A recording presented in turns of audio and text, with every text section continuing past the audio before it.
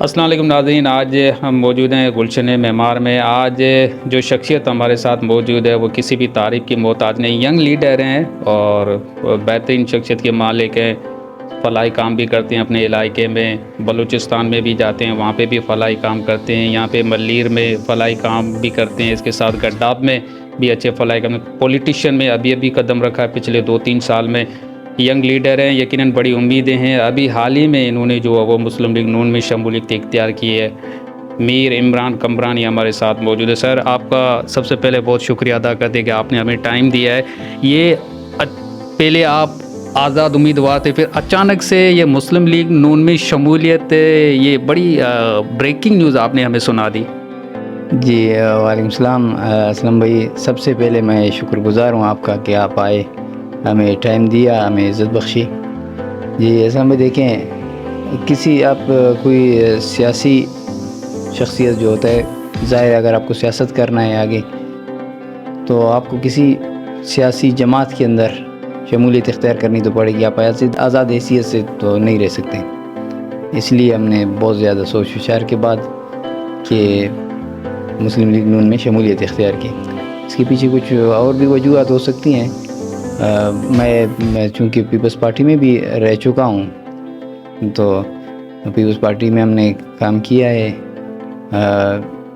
وہاں ظاہری Peoples party کی ٹکٹ سے میں الیکشن نہیں لڑا ہوں، لیکن ایز اے کارکن، ایز اے ورکر ہم نے پیپلز پارٹی کے لیے بہت کام کیا، لیکن مایوسیاں ہمیں بہت ہوئیں ہمارے لوگوں کے لیے، کیونکہ دیکھیں سر، ہمارا سیاست کو میں بطور ایک سیاستدان، ایک سیاسی کارکن یا ایک سیاست کے طالب علم کے علم ہونے کی حیثیت سے میں سیاست کو خدمت سمجھتا ہوں۔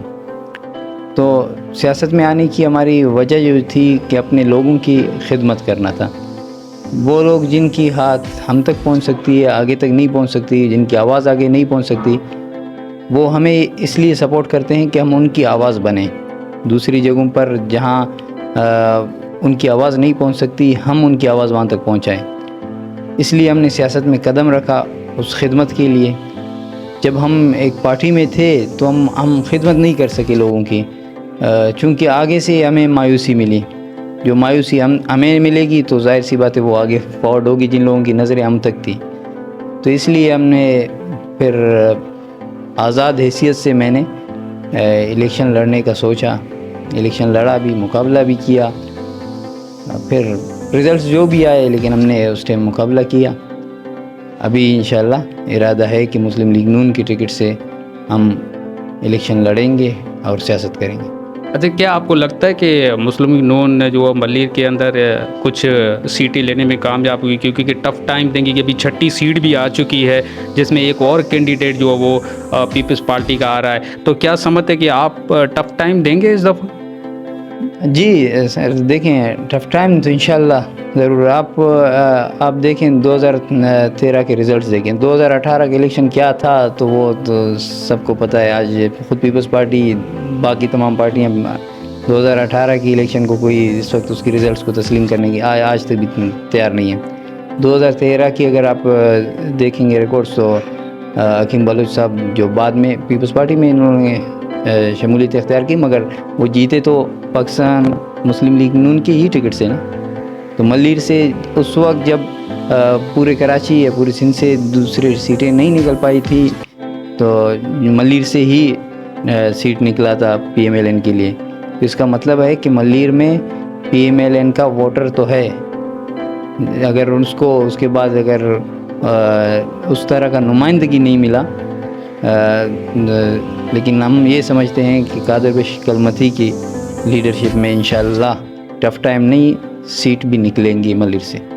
اچھا، آپ کا منشور کیا ہوگا اگر آپ جیت جاتے ہیں تو اپنی عوام کے لیے آپ نے کیا منشور بنایا ہے کہ آپ اپنی عوام کے لیے کیا کام کر سکتے ہیں؟ یعنی کہ اسکول، کالجز، یونیورسٹیز اور جو بھی یہاں کے علاقے کے جو لوگوں کی ضروریات ہے، خاص طور پر بجلی، پانی، گیس، اس کے اوپر آپ کا منشور ہے جو آپ نے ابھی تک عوام کو کچھ منشور بتایا ہے یا نہیں بتایا؟ تو دیکھیں، ایز اے سیاستدان میں سمجھتا ہوں کہ میرے منشور بہت بڑے ہونے چاہیے، لیکن میں افسوس ہوگا مجھے یہ کہتے ہوئے کہ میں اس وقت ہمارے لوگوں کے پاس جو بنیادی سہولتیں ہیں وہ بھی نہیں ہیں۔ اگر میں یہی کہوں کہ میں آپ کو روٹی کپڑا یا مکان اس چیز یہ ہمارا منشور ہے تو مجھے لگتا ہے یہ ایک افسوس کی بات ہے، لیکن اس وقت مجبوری بھی یہی ہے. لوگوں کے پاس اس وقت نہ روٹی ہے، نہ کپڑا ہے، نہ مکان ہے، چھت بھی نہیں ہے لوگوں کے پاس. ہمارا ذاتی طور پر میرا اپنا نظریہ ہے کہ جو بنیادی سہولیات ہیں کم سے کم وہ لوگوں کو میسر ہونی چاہیے، اور یہ ایک ایم این اے یا ایم پی اے کا بھی کام نہیں ہے کہ وہ لوگوں کو بنیادی سہولیات تک بھی اگر وہ فراہم نہیں کر سکتا ہے تو پھر وہ کسی ایم این اے یا ایم پی اے ہونے کا اس کو حق بھی نہیں ہے اس سیٹ پہ بیٹھنے کا. میرا اپنا ذاتی خیال یہ ہے کہ انشاءاللہ اگر میں پاور میں آ جاتا ہوں، سب سے بنیادی جو کام ہے وہ ہے صحت. اگر فرض کریں کہ آپ آتے ہیں، جیت کے آتے ہیں، تو یقیناً وہ آپ کی اولین ترجیح ہوگی کہ آپ ان کو سہولیات دیں گے. لیکن آپ اس دفعہ کس حلقے سے آپ الیکشن لڑ رہے ہیں اور آپ کے سامنے کون سا ٹف ٹائم ہوگا اور کتنا ووٹ بیک آپ کا، کیونکہ جو حلقہ بندیاں جو ابھی چینج ہوئی ہیں، جو الیکشن کمیشن نے حلقہ بندیاں چینج کی، اس میں ووٹرز کافی جو وہ آگے پیچھے ہو گئے ہیں، تو آپ کا کتنا ووٹ بیک ہے؟ کیا سمجھتے ہیں کہ آپ اپنے حلقے سے آرام سے جیت جائیں گے؟ کیا آپ کو ایم این اے یا ایم پی اے کی ٹکٹ ملے گی یا صرف اور صرف پارٹی کارکن کے حساب سے ہی آپ کو رکھیں گے؟ جی ظاہر ہے پارٹیوں کی اپنی پالیسیز کچھ ہوتی ہیں. ہم نے درخواست دی ہیں. میں خود پی ایس 116 گلشن معمار سے، جو سابقہ پی ایس 122 تھا، وہاں سے الیکشن لڑنے کی میں سوچ رہا ہوں. وہیں سے ٹکٹ کی درخواست دی ہیں انشاءاللہ پارٹی کی طرف سے. تو ہم انشاءاللہ اچھی ہمیں امیدیں ہیں. اور یہ ہمارا ایک الائنس بھی ہے اس وقت کراچی نہیں پورے سندھ کے اندر مولانا فضل الرحمان ایم کیو کے ساتھ. تو ابھی دیکھتے ہیں کہ کون سا پارٹی یہاں سے الیکشن لڑے گا. اگر پاکستان مسلم لیگ نون یہاں سے الیکشن لڑے گی تو انشاءاللہ ہم کنفرم ہیں انشاءاللہ یہاں سے الیکشن پاکستان مسلم لیگ نون کی ٹکٹ سے میں لڑوں گا پی ایس 116 سے. اور آخر میں آپ اپنی عوام کے لیے کیا پیغام دینا چاہتے ہیں کہ 8 فروری کو جب الیکشن ہوگی تو آپ ان کے لیے کیا پیغام دینا چاہتے ہیں اور کیا امید لگا کے بیٹھے ہوئے ہیں؟ اپنے بروئی برادری ہے یا جو کیا برادری ہے، جتنے بھی آپ کی کمیونٹی کے یہاں پہ جو ووٹر ہیں؟ جی سر، دیکھیں ایک بندہ اگر سیاست میں آتا ہے تو وہ صرف ایک محض ایک کمیونٹی کی بنیاد پہ نہیں آتا ہے. وہ حلقے کے تمام لوگ ہمارے لیے یکساں ہیں. ہم تمام لوگوں سے امید کرتے ہیں کہ انشاءاللہ ہمیں ہمارے اوپر اس طرح کی نہیں ہے کہ ہم پہلے یا کسی کرپشن میں ہوں یا اس طرح کے معاملات. ہم سیاست میں تھے یا نہیں تھے، ہم لوگوں کی خدمت میں تھے، رہیں گے انشاءاللہ. اگر ہم جیتتے ہیں یا ہارتے ہیں وہ کوئی فرق معنی نہیں رکھتا ہمارے لیے. میں پہلے بھی بلدیاتی الیکشن آزاد حیثیت سے لڑ چکا ہوں، ادھر ہار گیا. اس کے باوجود اس وقت بھی میں علاقے میں ہوں. اسی حساب سے اگر لوگوں کو کوئی معاملات ہوتے ہیں، خدمت ہوتی ہے، ہماری ضرورت پڑتی ہے لوگوں کو جہاں تک، ہم ادھر پہنچ جاتے ہیں. آگے بھی انشاءاللہ ہم لوگ صرف ایک کمیونٹی کی بنیاد پر، ہاں ظاہر کمیونٹی ہے، ان کی ووٹ بینک ہے، وہ ہمیں انشاءاللہ ضرور پڑے گی. لیکن اس کے علاوہ بھی ہم تمام لوگوں کے پاس جائیں گے اور تمام لوگوں سے ہم یہی امید رکھتے ہیں کہ اب میری اپنی ذاتی شخصیت کے بنیاد پر مجھے انشاءاللہ ووٹ ملیں گے. اور اس کے بعد پاکستان مسلم لیگ نون کا اپنا ایک بہت بڑا کردار ہے کراچی کے اندر، خصوصاً یہ پورے پاکستان میں. اپنے امن و امان کے معاملات دیکھیں، لوگوں کو سب سے زیادہ امن و امان چاہیے. وہ اگر کسی دور میں ملا ہے تو یہ آپ کا مخالف بھی آپ کو یہ چیز تسلیم کرے گا کہ وہ میاں نواز شریف نے ہمیشہ سے پاکستان میں امن لے کر آئے.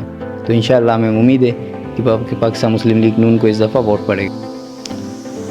اب آخری میرا سوال ہے آپ سے کہ آپ کیا کہنا چاہتے ہیں؟ اکثر طور پر میں نے دیکھا ہے کہ جب الیکشن کا ٹائم ہوتا ہے تو پھر جو ووٹر ہیں وہ اپنی برادری کے حساب کتاب سے یا ان کو پریشر یا دباؤ میں ڈال کے پھر وہ جو آپ کے ساتھ جو ابھی وعدے کرتے ہیں کہ ہم آپ کے ساتھ ہیں، لیکن الیکشن کے ٹائم پہ آپ سے پیٹ پھیر کے کسی اور پارٹی کو جا کے ووٹ دیتے ہیں، پھر رونا دھونا بھی شروع کرتے ہیں کہ ہمارے پاس سہولیات نہیں ہیں. تو اس حوالے سے آپ کیا کہنا چاہیں گے اور اپنے ووٹرز کو کیا پیغام دینا چاہیں گے؟ جی اصل میں دیکھیں، اگر میں ووٹر سے یہی کہوں گا کہ بھئی اگر آپ اپنی زندگی کے معاملات بدلنا چاہتے ہیں تو ایسے کسی بندے کو آپ یا ایسی کسی پارٹی کو آپ موقع دیں جو آپ کی یہ معاملات حل کر سکیں. آپ دیکھیں اس علاقے میں یا ہمارے سندھ کے اندر، آپ ہمارے پورے سندھ کے آپ حالات دیکھیں، اس وقت معاملات دیکھیں، یا خصوصاً ہمارے دیہاتی علاقے دیکھیں، وہاں پہ تعلیم کا نظام اور صحت، خصوصاً جو بنیادی سہولتیں ہیں ان کی آپ حالت دیکھیں. ہمارا آپ اکثر جو نوجوان ہیں سوشل میڈیا کے اوپر آپ دیکھیں گے کہ وہ روتا رہتا ہے کہ ہمیں سہولیات میسر نہیں ہے، نہ گیس ہے، نہ پانی ہے، نہ بجلی ہے، نہ تعلیم ہے، نہ صحت ہے. جب الیکشن کا وقت آتا ہے تو پھر واپس وہ انہی لوگوں کے پیچھے چلے جاتے ہیں، انہی لوگوں کو ووٹ دیتے ہیں جو پھر 5 سال کے لیے 10 سال کے لیے غائب ہوتے ہیں. یہ اگر غلامی کا ذہنیت اپنا نہیں بدلا گیا، پھر آگے آپ کے اگلے مزید 10 سال آپ نے اپنی زندگی تو خراب کر دی، آگے آنے والے آپ کی نسلیں ہیں اس کو بھی آپ تباہ کریں گے. دیکھیں اسلم بھائی، ہمارے سندھ کے اندر خصوصاً آپ نے دیکھا ہوگا کہ ہر حساب سے ہم لوگ مثال پنجاب کی دیتے ہیں کہ ہمارا حالت دیکھو. اور پنجاب میں پنجاب والوں نے خود ادھر اپنے پنجاب کو بنایا. ان لوگوں نے ایسے لوگوں کو منتخب کیے، ایک ایسی پارٹی کو منتخب کیا جس نے ان کے لیے کام کیے. آپ ایسے لوگوں کو منتخب کر کے لے کر آتے ہیں، پھر آپ 5 سال تک ان سے ملاقات تک نہیں کر سکتے. آپ ان کے جب تک 5 سال ان کے پورے نہیں ہوتے، پھر اس کے بعد آپ کے علاقے میں آتے آپ ان سے مل سکتے ہیں، ورنہ آپ کو ملنے کی اجازت بھی نہیں ہے. تو میں چاہتا ہوں آپ ہمارے اوپر یقین کریں.